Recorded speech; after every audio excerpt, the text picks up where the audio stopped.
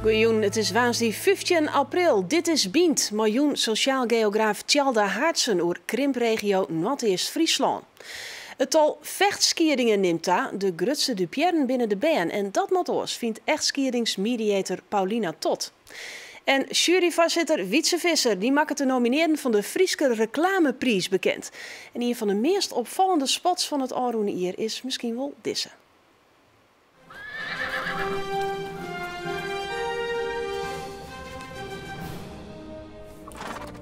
Minder nacht, hoor, jongen. Ik zit al 500 jaar op het hinder. Zal nou wel eens sliepen willen. Lekker koesen. Het lezen weer noffelijk, hè?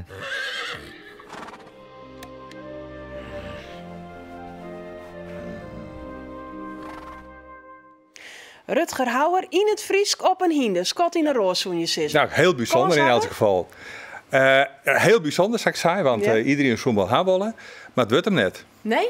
Nee. Waarom net? Dat ging mij wel even verteld. Denk ik. Ja? Ja. Nou, ik dus, wil ook wel even weten. Ja. Wat is hier mis? Nou, omdat een commercial met om bepaalde dingen voldwaan. En een van de dingen die het hier net inkomt, is dat het heel duidelijk een duidelijk idee had. Althans, het idee is om Floris te nemen. En een heel wijde commercial wordt dat idee wat verwetterd door alle details die er vervolgens in komen. En daardoor wordt het net een commercial die het wezen koer. Nee, een hinder maar krulspelden. Ja, bijvoorbeeld. Krulspel, nou dat is wat een onzin om de krulspel niet te doen. Let het idee helder wezen dat de boodschap er goed toekomt. Ja. En het hier beter kind. Nou. Jammer, want wie een mooie kans west. Ja, het hier een mooie kans west. Welke treien er wel onvoldogen, dat maakt we letter in dit programma bekend. Krijgt Noord-East-Friesland de officiële status van krimpregio. De regio zelfs die wil het heel graag, maar minister Stef Blok die vindt het net nedig. En morgen wordt er in de Tweede Kamer over praten. Een spannend moment dus. Tjalda Haartsen, je bent sociaal geograaf aan de Universiteit van Grace. En heb ik onderzoek die naar krimpregio's und nota. En je hebt in alle regio's in Nederland-West. Dus je hadden wel doel door. Ja, ik denk dan zo'n stempel van krimpregio. Daar zit je dan net op te wachten. Waarom wil Noord-East-Friesland dit zo graag hebben? Nou, je kunt het negatief zien, maar voor een regio als Noordoost-Friesland is het ook een erkenning van de problematiek en de thematiek die er speelt. Dus niet alleen erkenning in de regio, want daar weet je natuurlijk wel wat er aan de hand is, maar vooral juist vanuit de groeiregio's dat die zien van daar is wat anders aan de hand. Maar het levert je ook experimenteerruimte op, versoepeling van algemene generieke regels die er in Den Haag worden bedacht. Zoals bijvoorbeeld korting op de ontzien van verhuurdersheffing voor corporaties, woningcorporaties. Dat kan je krijgen als je krimpregio bent. En je krijgt extra geld uit het gemeentefonds via de krimpmaatstaf. Waardoor je de extra kosten die je ook hebt als krimpregio beter kunt betalen, zeg maar. Ja, we weten ons alle in, wat is Friesland, dat is krimpgebied, vinden wij hier. Waarom dat Den Haag er zo moeilijk hoor? Nou, Den Haag zit een beetje heeft hanteert verschillende criteria. En zij zeggen van nou, je moet huishoudensdaling hebben, een bepaald percentage huishoudensdaling.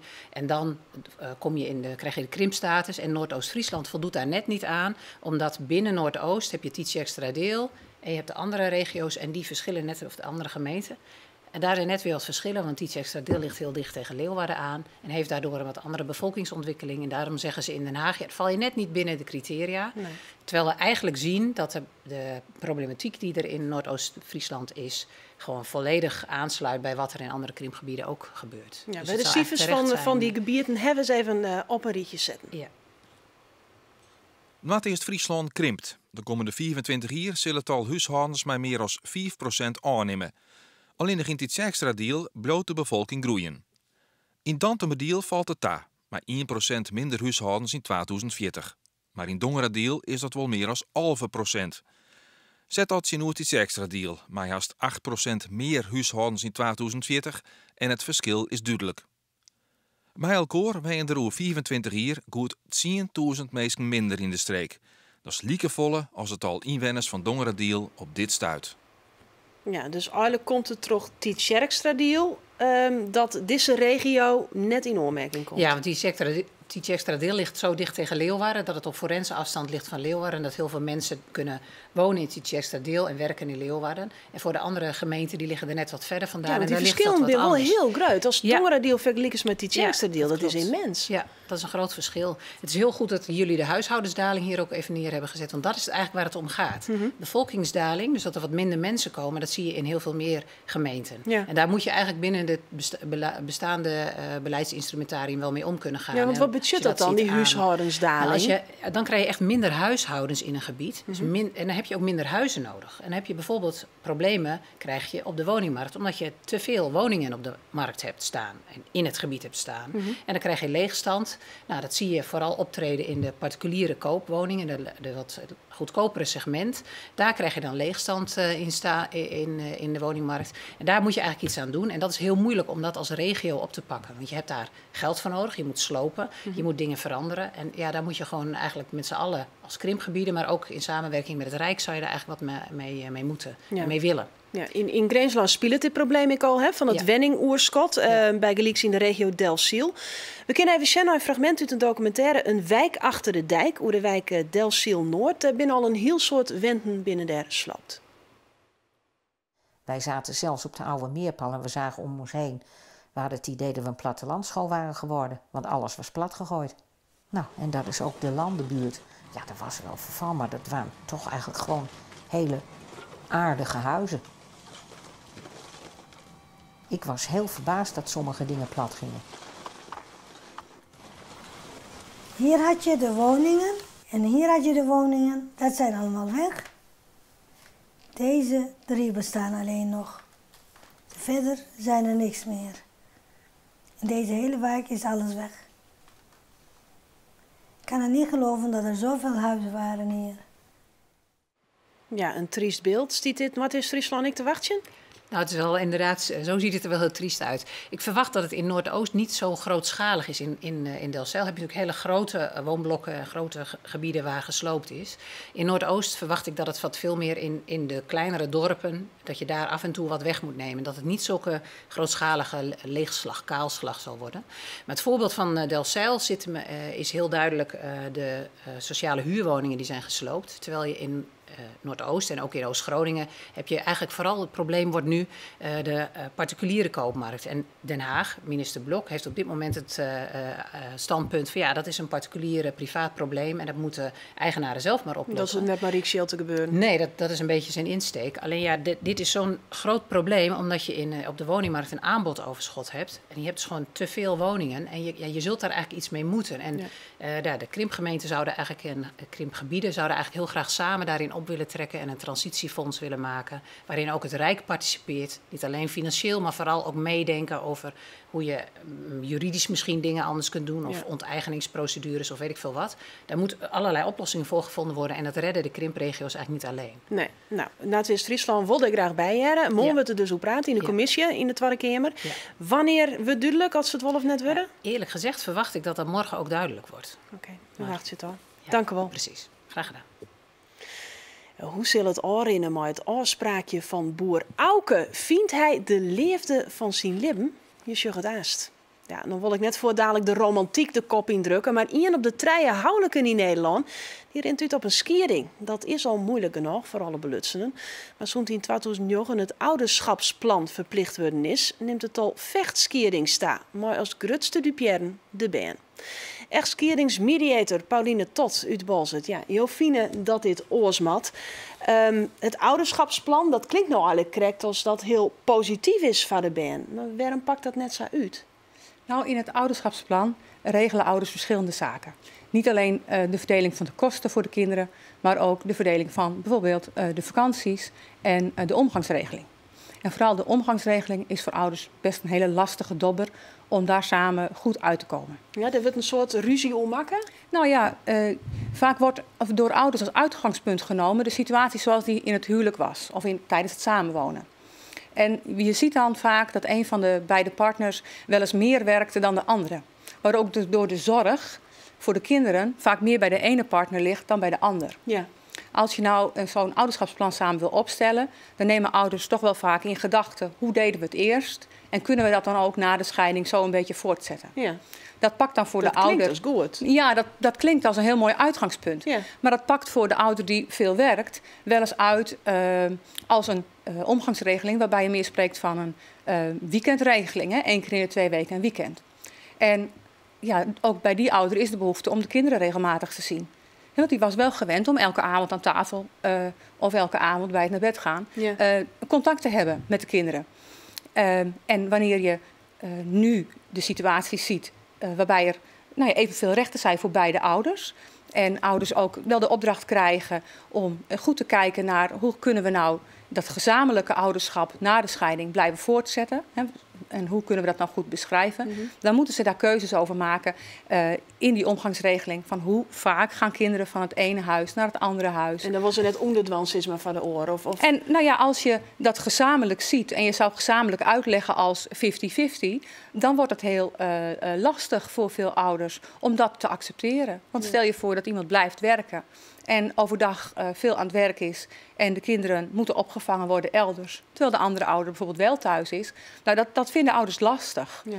En dat is een hele opdracht voor ouders om daar goed samen uit te komen. Ja, en dat slag het dus, ik hield het vaker net... en dat resulteert dan weer in meer vechtskierings. Ja, voorheen was het gebruikelijker dat ouders tevreden waren met een omgangsregeling... waarbij een van de ouders de kinderen een weekend had in de 2 weken. En tegenwoordig vinden we co-ouderschap... een heel goed model. En willen ouders daar ook wel voor gaan. Om de kinderen dus meer te zien dan alleen maar dat ene weekend in de 2 weken. De basisgedachte is mooi, alleen nog het pakt dus net altijd even goed uit. Lastige opdracht. We kennen even zien een filmpje hoe het Ben het zelfs belipje. Dat komt van Villa Pinedo. Dat is een stichting die het opkomt van het belangen van de Ben. Ja. Dat ze het uit hun hoofd laten om te gaan ruzien waar het kind bij is. Want dat is echt het allerergste wat je kan doen. Kinderen die merken, die horen, die zien alles. Elke spanning die er is, we hebben het meteen door. En het is heel vervelend voor ons te zien om de twee belangrijkste personen in ons leven, hoe die tegen elkaar vechten. En hoe wij die mensen als voorbeeld zien, hoe ze zich eigenlijk soms heel kinderachtig kunnen gedragen. Elke gezichtsuitdrukking, elke handeling, dat hebben hun kinderen door dat daar emotie achter zit. En ik denk dat het heel belangrijk is om daarmee in rekening te houden dat die kinderen dat dus zullen voelen. Hoe goed je het ook probeert te doen. Als je luistert naar je kind, dan voelt je kind zich veel vrijer om te zeggen wat hij eigenlijk vindt. En dan durft hij ook later meer voor zichzelf op te komen. En dan, dat helpt je gewoon heel erg. Want dan ben je al wat verloren, dat je ouders samen zijn. Dan is het niet leuk om ook te verliezen. Dat je niet meer zeker gaat voelen. Ja, dit komt wel binnen. Hij is erin niet 9, of net? Ja, heel sneu. Ja, dat is inderdaad heel sneu. Hoe kunnen we dit probleem nou oplossen? De kinderen van Villa Pinedo die zouden heel graag willen dat er ook een gesprek wordt gevoerd met de kinderen. Dat we het nou net doen? Een kindgesprek is nog niet gewoon goed in het land van mediators en advocaten. Maar kinderen vragen er wel om ook zelf te kunnen vertellen aan degene die met hun ouders de afspraken maakt voor de toekomst, voor na de scheiding, om hun stem en hun ideeën ook mee te nemen in de afspraken die er komen. Ja, want dat is ons wel heel apart. Een ouder die wil altijd het beste van zijn ben, maar de ben zelf worden dus net jet.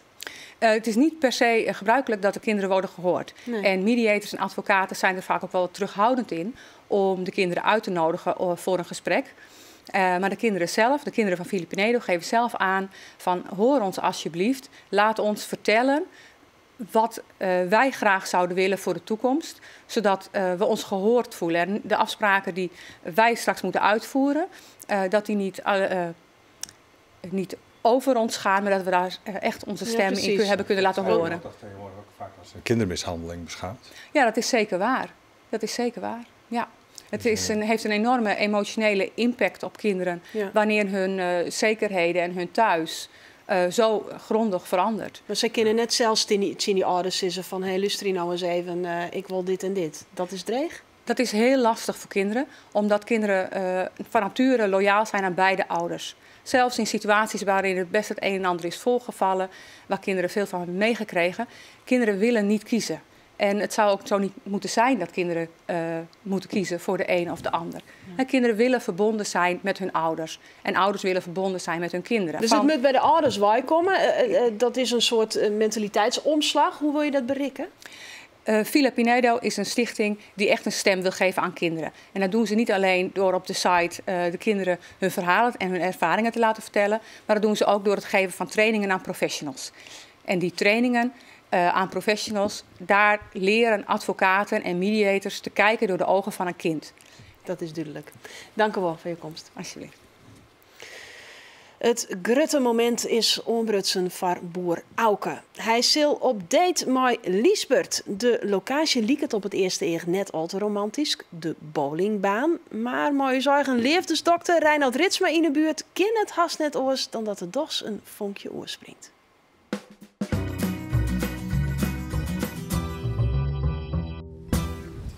Auke, jongen. Hey, Reinhard. Hoe is ie? Ja, goed. Wat mooi, dat is de beste. Ja, leuk hè? Is het spannend? Jazeker.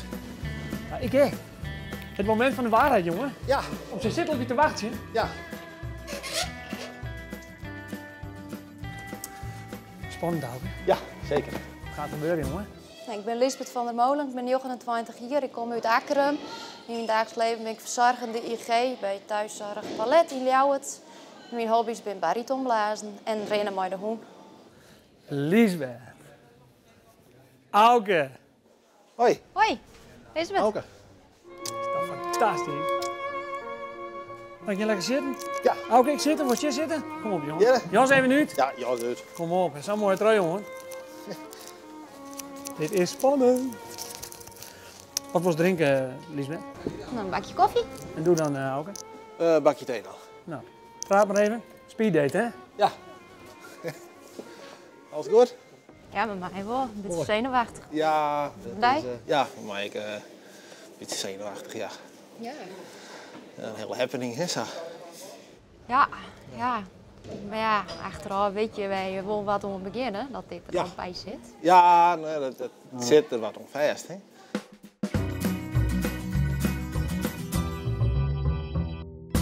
Nou. Zo, meisje. Bij je nou? Nou, een bakje thee voor Auke? Ja, lekker. Is ook een mietje, hè, en een thee. Nee, ik lust geen koffie. Nee? Nee. En dan wist dat al vast, Liesbeth. Hij lust geen koffie. Nee, nou, dat weet nog wat. Ja. Maar hoe gaat het? Hoe viel het? Ja, goed. Ja? Ja. Maar dat willen we graag jaren. En voor jou, Liesbeth? Ja, dat is goed. Auke is een idee weer om te bouwen. En daar ben je reis voor. Dus als je hem nou even een bakje thee en een bakje koffie opdrinken, dan gaan we aan het even een strijk gooien. En met elke strijk die we gooien, ja. met Jim ook een tuutje aan. Dat ga ik nou even betaald. Oh. Dus dan wist het al vast. Dat is mooi bedacht. Ja.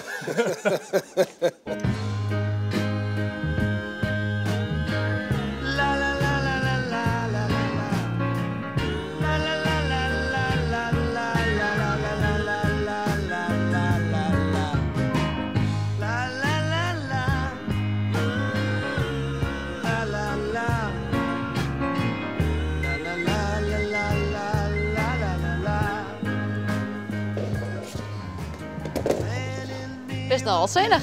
Ja, nee, hoe zit dat denk ik zo vol?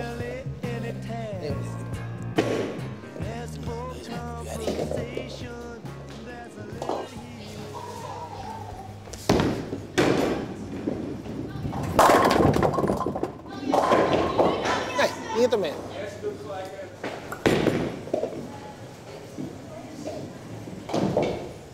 Oh, hij staat een abonnementje op die ophoeken. Ja.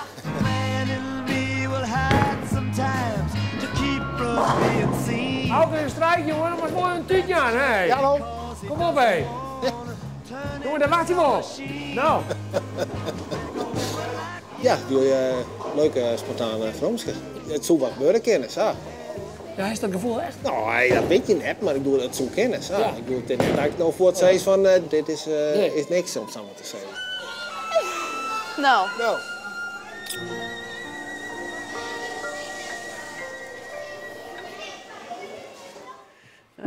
Love is in the air. Nou, of dat ik van boer Jelle hield, dat sjoggen we morgen. Beide boeren die zitten hier dan trouwens ik om tafel om te vertellen over haar levensavonturen. Dit is hem. De Frieske Reclameprijs. Hij is voor de beste Frieske reclame van het Aroene hier. Ondernemend Friesland die had weer bezocht om haar bedrijf zo goed mogelijk onder de aandacht te brengen. Wietse Visser, voorzitter van de jury van de prijs. Een spannend moment, want we maken de 3 nominaties bekend maken. Wie het dreig om elkaar te maken? Nou, uiteindelijk net. We gingen iets van 46 insturingen. En op een gegeven moment kwamen de nomineren die kwamen wel boven het drieën. Hij had altijd een paar criteria best en commercials, want binnen 3 commercials die uiteindelijk genomineerd werden, op beoordeeld. Het moet het boodschap goed verkeerpje. Het moet onderscheidend wijzen. Er moet iets in gebeuren waar toch mee kan tikken van hé, dat is wat. En nou, het moet bij het merk passen. Hè? Dus ja, dat binnen de grote lijn waarop we alles beoordeeld hebben. En deze 3 kwamen eruit. Nou, we zijn heel benieuwd. Zeg maar voor dadelijk naar de eerste nominering. Begin de eerste maar. Ja. Dit is de eerste. Dit is mijn tekening over mijn held. Zo hem kan de stoere man hun werk kwam. Als ik grijp in, wil ik zou wijzen. Hij maakt het dikken en het hele stoere machines en werkt op festivals. Mijn held is Hyde en hij werkt bij Siperda. Kleer. Wat maakt deze reclame goed? Het is heel sympathiek. Er wordt iets oors die in mijn heel generiek product als verhier van bouwmaterialen. Ja, de kist ik gewoon Shenlitten, maar daar hebben we dus hier heeft een oor vormen van keersen en dat maakt het heel aardig. Dat maakt het oors als oors. En het famke had een hele, ondanks haar wat verkouden stem, had ze een hele sympathieke klank. Dat door Zijper daar zich heel op een sympathieke manier deel zet. En dat die hard ik als held deel zet. Precies, dat is leuk. Dat is een leuke kwinkslag. Dat is gewoon een leuke kwinkslag. Ja. Nou, duidelijk. Nummer 2. Nou, Joost Jurgen, in de eerste nog geen als de 81. Maar uit ondervinding weten we dat op een dag als deze een sterke samen trosk worden kan. Irolet zal el sterke trosk worden. En waarom zul je dat risico nemen? Mijn klant dacht de krek zou hoor. Toen zij het sterk ontdekte, maakte zij op kaglas.nl voortendagelijks een afspraak voor uw service en hoes. Op het moment dat het haar uitkwam. Hoi daar. Goeie, Halbe, Jan. Hoi. Skil je 088 0406 406 of maak een afspraak op kaglas.nl. Ja, een landelijk bedrijf in een Friesk jaske stutsen. Maakt het dat hem sterk? Wat hem sterk maakt, het is met name Halbe. Carglass had natuurlijk het concept om de monteur het verhaal van Carglass vertellen te laten. Dat gebeurt hier echt, alleen nog op een hele natuurlijke manier. In het verste concept, maar op zo'n natuurlijke manier dat je denkt van hé, we leeuwen Halbe wel in wat er zaait. En dat is eigenlijk een van de voorwaarden om een commercial te waarderen. Ja. Dus ja, in die zin goed uitvierd. Goed uitvierd. Ja. Nou, dan nummer 3. Goeie, je paarkoets. Ik verkeer me hier de beste mosterd.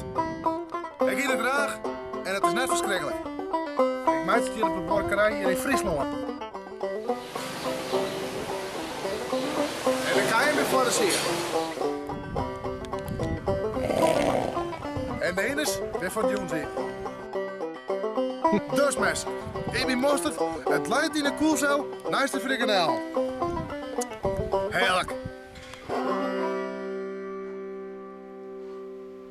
Nou, iedereen aan tafel begint vol dadelijk te luid zien. Is dat de kracht van deze commercial? Dat is een grote kracht, ja. Dat meestal spontaan om luid en dat is al een hele eind. Ja, want technisch, joh, deugt er eigenlijk geen Nee, maar dat hindert dus echt helemaal niks. Want ik zei in het begin al, dat maakt echt bij het product of bij het merk passen. Nou, we hadden hier ook mosterd. We hebben het ook Paken Oets mosterd. Op het moment dat die jongen in beeld komt en hij zegt van ik ben Paken Oets, dan gebeurt er al iets waarvan je denkt, hé, wat is dit? Ja, en dat zet zich gewoon terug. En het had echt een opsmuk nodig. Het had iets heel directs, iets heel plots. Maar dat maakt het juist heel erg leuk. En ik denk dat dit gewoon een viral wordt als dit in Nederland op social media zit, dat het nog wel een hit wordt in ek. Want het had iets heel eigens. Ja. Dus ja, een terechte nominatie. Oké, nou dit zijn dus de 3 nomineerden van de Frieske Reclameprijs. Stem ik in van Noah op de site www.frieskereclameprijs.nl.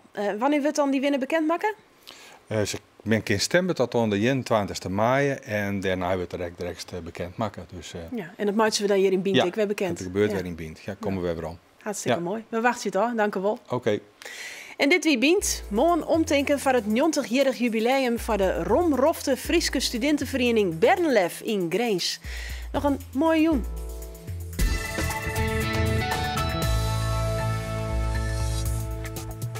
Lies van die Jelle? Ja. De fles met leeg? Ja. Kom op. Samen, verdienen we dit even netjes. Zo.